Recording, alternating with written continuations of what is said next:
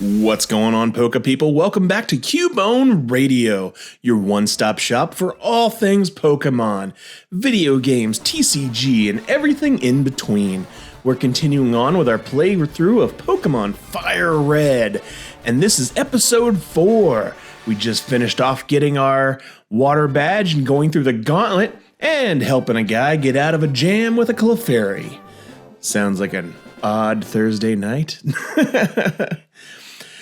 But we've got a little bit of running around to do. I go and I need to get myself my free rare candy back here. I am holding on to all of those rare candies because you want to wait until you're a little further along in the game with those harder to reach levels. Then we go ahead and get our... Actually, no, he didn't have Jack. Then you have a chance to do some trades, and here's where you'll get your bicycle eventually. You're definitely not going to buy it for 1,000,000 gold, but okay.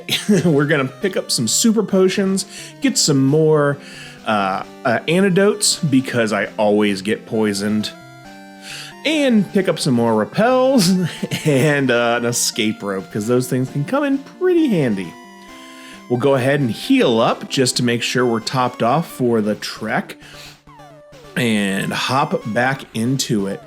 We don't have cut yet, so we can't go that direction, and we don't have our T yet, so we can't go through the little way there, so we have to do the underground path. That's going to take us to Route 6, and there's a bunch of trainers here. We're probably going to skip over quite a few of those. But going back over where we've been, when we ran down to get into that first tunnel there, you did have the daycare where you could drop off a Pokemon and they'll give them levels there as you play. You can also catch a Meowth in that area. That's a new Pokemon for this area for us. Then where we are right now, we're in Route 6.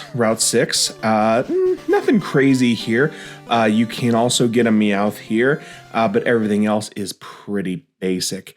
This is the first Butterfree that we've ran into. That's one of the evolved forms of the bug Pokemon you can get. But after we run through these guys, we'll probably have to do one more battle, and we'll save that other one for later, just if we need a little bit more experience. We got a Spearow, which isn't going to be anything for us. And then a Rattata. That thing can do some good damage, but we are able to take it out, and its quick attack just isn't going to do anything to us. So we get into the main town here that's going to have the ship, the Aunt Anne or Saint Anne or something. That's going to also have the gym for us. And different things you can catch in this area are basically the same. You can fish, but nothing really crazy there. We're just going to jump in. We're going to kind of teach some more things if we want, because we wanted to have the power from Misty. That's going to give us a little bit more oomph. And then, we'll look around. We'll go ahead and get our old rod. That's going to let us start fishing a little bit if we wanted to. I have my water Pokemon, so it's not something we need to worry about right now. So we're going to jump into the Aunt Anne. This is basically just a great place to do some leveling up. There's a bunch of trainers that you can go against in this areas. Right off the bat, we're going against a guy with some Growlithe. You're also going to run in some more Nidorans, male and female. Guy who's Pidgey, nothing crazy there. Then we're going to start running into our water trainers as we get into the sailors. Most of those are going to be your Horsey, Sheller, and Tentacruels. Right here, this is a place we'll be coming back to pretty often. It's just basically a Pokemon Center. You get to sleep in that bed and you're good to get your rest. Other things we might run into is Staryu. I believe one guy has a solitary Machop. Machops are a really cool Pokemon that I wish I would get my hands on, but it's another one of those ones that you have to trade to get the full evolution of. Machop is going to evolve into a Machoke, and then you have to trade to go into a Machamp, the four-armed beast guy. which is a very awesome Pokemon. Looking at a couple more trainers that we'll eventually going to run into in the lower or upper decks. I don't know which way you're going on these stairs. You can also run into some Goldeen's, a few Pikachus, and one trainer that's going to be really awesome is he'll have a Growlithe and a Ponyta. At this point, I'll talk about the Growlithe and the Ponyta because later on we're going to try to catch one of those.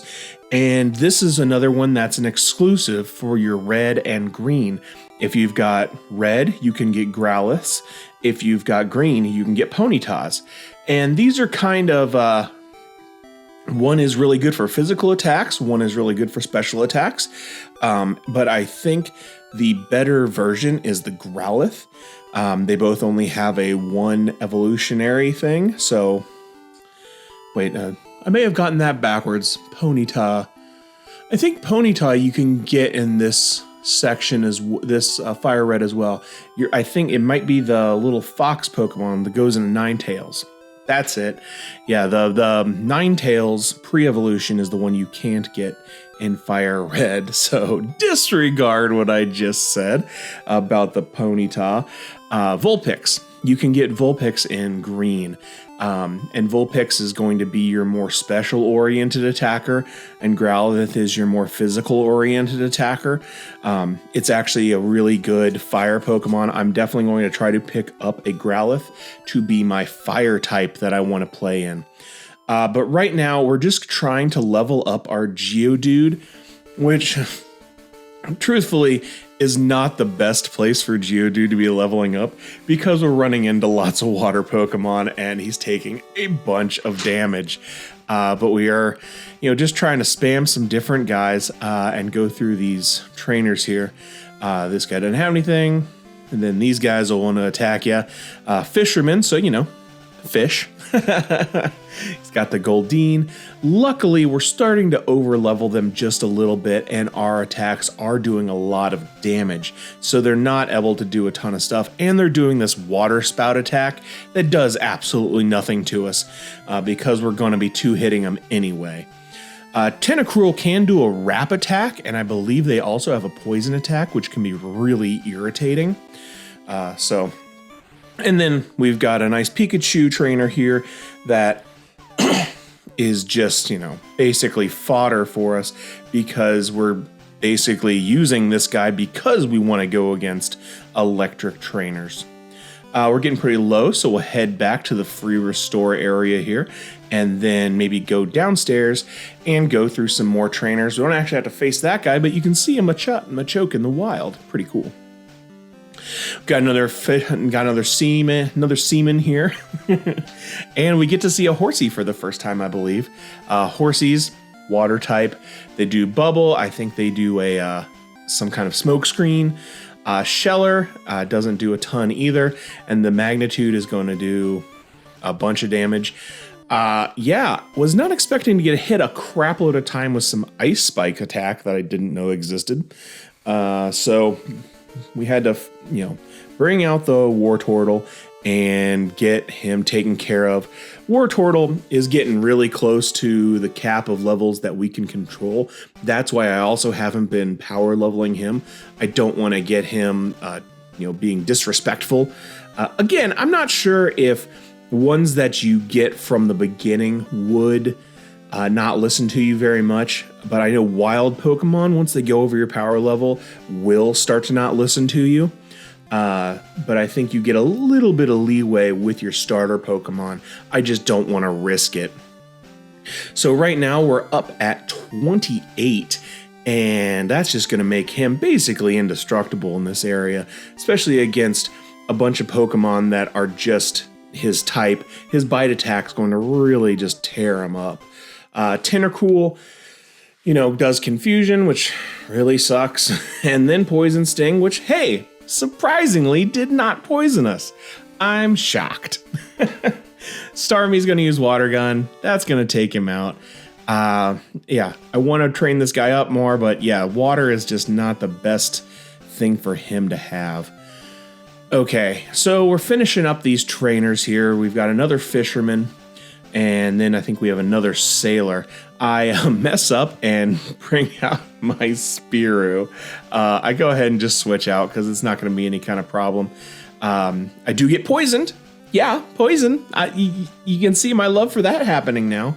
Jeez. I'll tell you, poison has to be the most irritating ability in this entire game, and it's driving me slowly insane. As I'm playing this, I'm just getting poisoned more and more, and it's so irritating. It's another thing where I wish I would have gone back and gotten a Nidoking. So that would have been really, really good. So we're going to go ahead, heal up our Pokemon, and just because I don't want to have to worry about going all the way back, and I forgot to switch out my Spearow. Make sure when you're playing this game, you keep those ones you don't want to use at the bottom. So if you get roared or something like that, so you pull out a different Pokemon, you don't pull out those weak ones and have to waste some time. Found a Hyper Potion in the trash can, which is really good. In the kitchen area, you can actually get some berries that are going to be really nice. We also get our first Great Ball. I don't really know what all the berries do. I think you can give them to your Pokemon to hold, or you can use them as just general potions. Time for round 3 versus our Gary, the jerk that keeps on trying to beat us into submission. But we are way too powerful for him. Except for Geodude. He still sucks compared to him. But our 28 Wartortle is going to just own it up. And that's why, we keep our starter so high above anything we're going to run into. We go ahead and switch out. I did think about reviving to give that Geodude some more power, but I thought he was just going to get knocked out, and I had a risk getting knocked out against Kazam there. So we beat him fairly easily. We don't have to actually fight anybody at the top here. We just have to rub the guy's back. It's kind of weird, an old guy getting his back rubbed, and it's kind of weird. I feel dirty. We'll go ahead and rest up one more time, and then we can see the Ant-Ann, or whatever it's called, chug off into the distance. Okay, guys, that's going to be it for me today. We finished the Ant-Ann, and tomorrow we are going to get our Thunder Badge. Hopefully you guys are enjoying this. I know I'm enjoying making these, and that's going to be it. My name's Rain. This has been Cubone Radio, and I'll see you later. See ya.